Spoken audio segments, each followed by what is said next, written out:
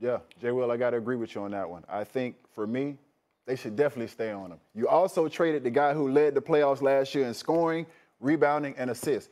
Winning cures everything, and as talented as Cooper Flagg is, we do not know what he will be in the NBA. There's only time will tell with that. But what I will say is there are 3 teams that did what Nico was able to do last night. The Orlando Magic had a 1.7% chance in '93. They ended up getting Penny Hardaway out of that after they traded Chris Webber for him. The Bulls had Derrick Rose in 2008. He ended up being the youngest MVP ever. And in 2014, the Cleveland Cavaliers had Wiggins. They traded him for Kevin Love, and they ended up winning the championship. So with that being said, there is hope for Nico, but he has to win, and that has to parlay into a winning situation for him. I'm not just going to give him that because his ass got lucky and got the #1 pick. That does not save you, in my opinion, Nico, at all. Kirk?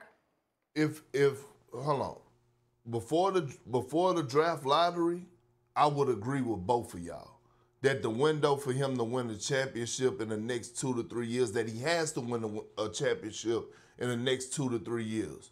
But after you get Cooper Flagg, you go to the NBA draft lottery and you walk out of there with Cooper Flagg, no, your franchise is set. And hell no, I'm not trading my #1 pick for Giannis. I'm not doing that if I'm Nico. No, do you not expect? And Jay Will, you of all people on this panel watch Cooper Flagg up close in person more than anybody. Is he a sure bet though, Kirk? Yeah. That's the thing. Is he a sure bet? Do we know? Is he a sure bet? I'm saying, damn right, Molly.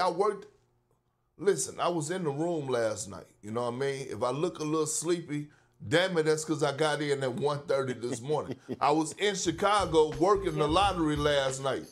You should have felt the energy in there. Like when it got down to like the last 4 teams, man, I'm telling you, GMs was in there like, man, like this how much of a game changer this young man is. Like he is really, really like that, and he's gonna keep rising. You have to be around him to feel his personality, his mentality. Like he wants it. The Dallas Mavericks are in a great position. They're set up short term and they're set up long term. And again, I think, in my opinion, it's just only fair. We can't really judge this trade with Luka Doncic until we see a fully healthy Dallas Maverick team on the floor together. Because one could argue if they had AD and Kyrie, both of those guys healthy, along with Gafford and Derek Lively and PJ Washington, we might be looking at this team right now somewhere in the mix of being in the Western Conference Finals on their way back to the NBA Finals.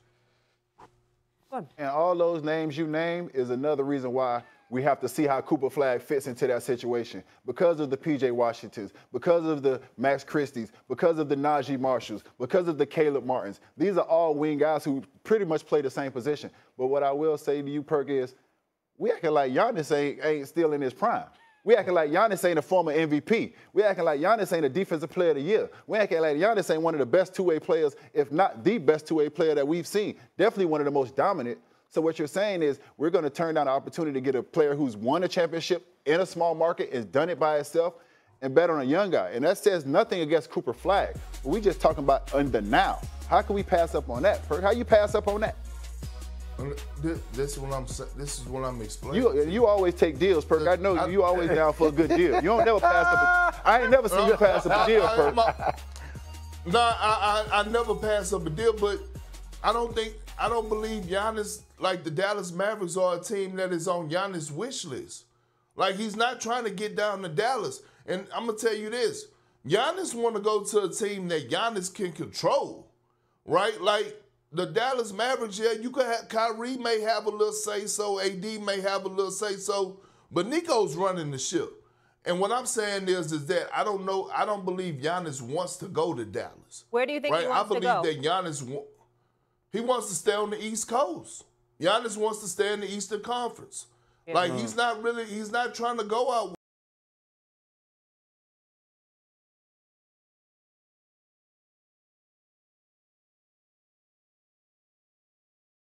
West. He wants to stay in the Eastern Conference. I know this for a fact. Yep. So what I'm saying is, If you're Dallas, why are you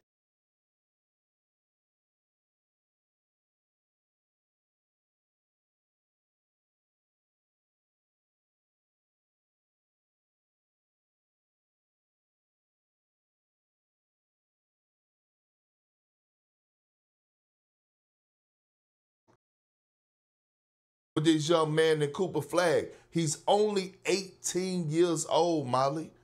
Big perk. Jay Will. Big perk, by the way. You look great last night. You look tremendous on that set. You, Jay Billis, you got Kevin Naganda. You guys had the whole look. It did feel big last night. I'm with you. And also seeing Daryl Morey right there at the table, just put his head down. The fact that Philly was in that position where they could have gotten potentially the first pick in the draft.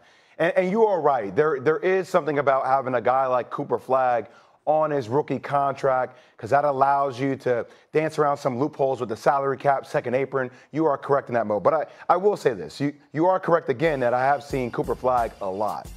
I think Cooper Flagg, this is a delicate situation. Now, it could still work out in Dallas if Nico decides to take him.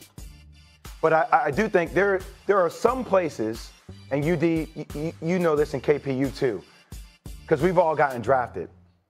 It's rare and few that it doesn't matter who drafts you, a player is going to become that player, right? Like LeBron. Like LeBron's became that dude. Jason Tatum, prime example. Circumstances need to be correct for you to continue to evolve and grow. The only thing I get a little bit concerned about is Cooper Flagg is very, very good at a lot of things. He's a stat filler. He's great defensively, Swiss Army knife. He needs to be better at shooting the ball. His handle needs to be better. We've seen that multiple times with how he's closed the game down the stretch. He is 18 years old. He is the second youngest player in college basketball. The ceiling is high, but also there has to be a ton of room of improvement.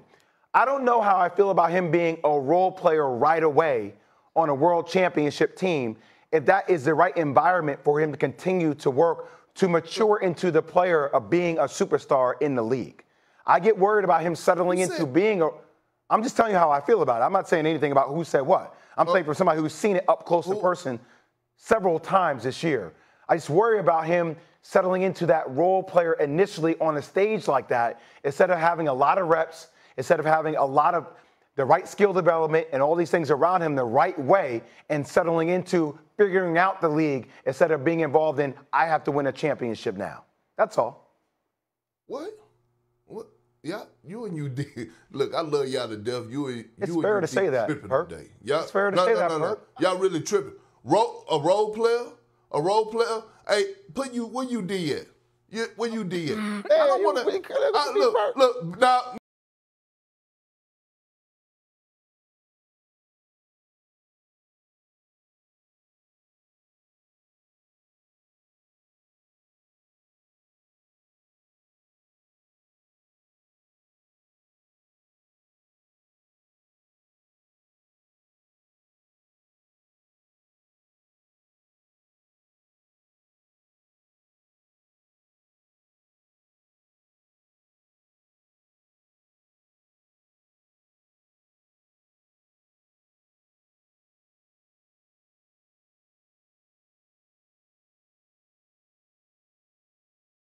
No. I just want to talk to both of y'all. Y'all my big brothers, but I want to talk. First of all, P.J. Washington and Matt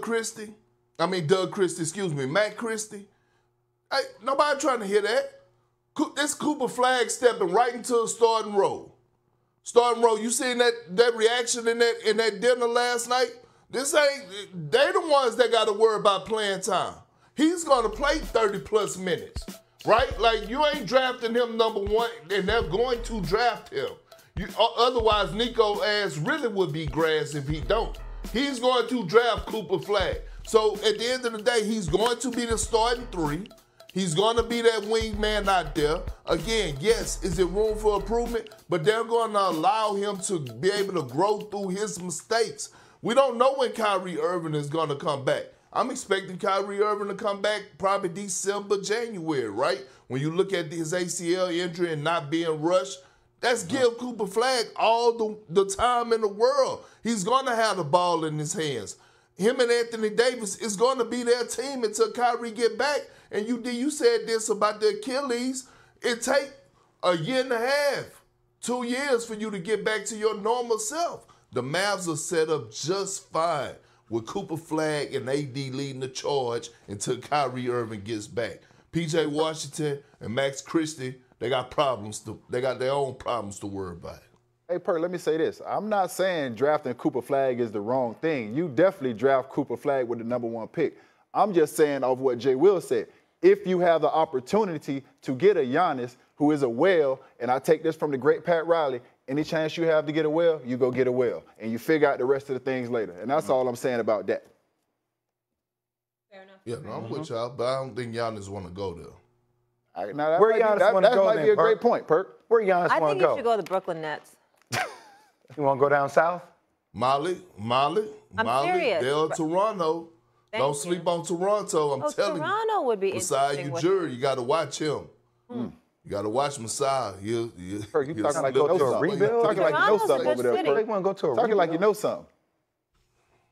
What you mean a rebuild? What Think you about mean? the business side of it. I mean, get the think business about it. side of You it, go over there but with, But you go over there with Giannis, Scotty Barnes, R.J. Barrett. You give up Brandon Ingram quickly and some picks. You get Giannis over there. I'm telling you, we know how Toronto act when they, you know what I'm saying, when they get some life. We saw what happened with Kawhi Leonard. You could take over the entire country. Interesting. Ain't wrong. Good city. Coming up, it was devastating.